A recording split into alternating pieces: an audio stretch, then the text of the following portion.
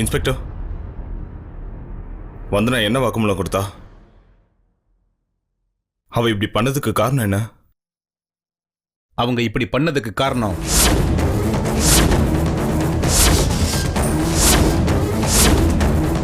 அவங்களே தான்.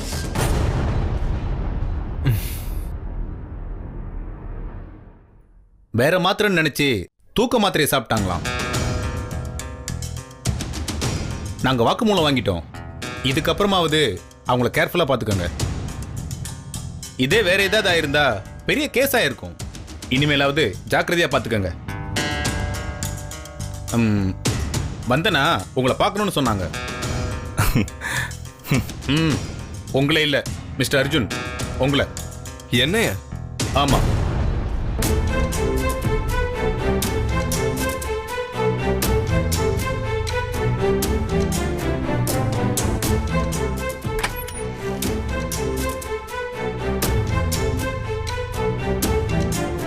எப்படி இருக்க?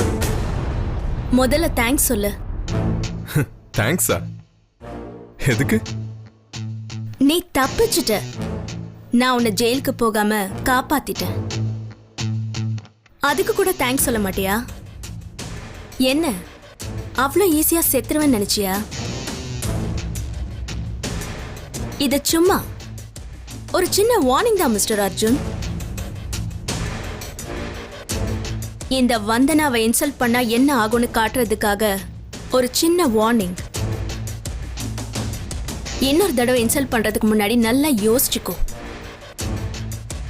உனக்கு தண்டனை வாங்கி கொடுக்கணும்னு மனசுல நினைச்சிட்டேன்னு வெய், நான் எந்த ரேஞ்சுக்கு வேணாலும் போவேன்.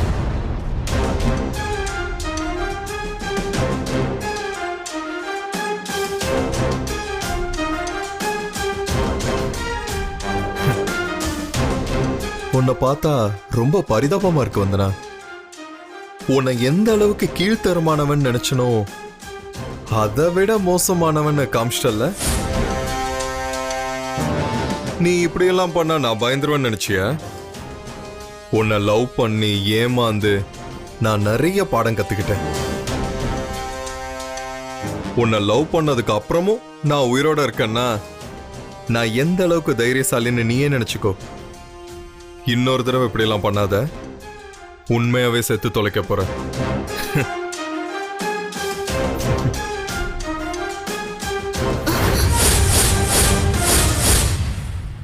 நான் உன் மேல அக்கறையில பேசுறேன்னு நினைக்காத.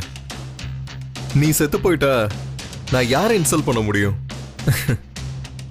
நீ எத்தனை தடவை என் முன்னாடி வரியோ அத்தனை தடவை உன்னை நான் இன்சல்ட் பண்ணிக்கிட்டே தான் இருப்பேன்.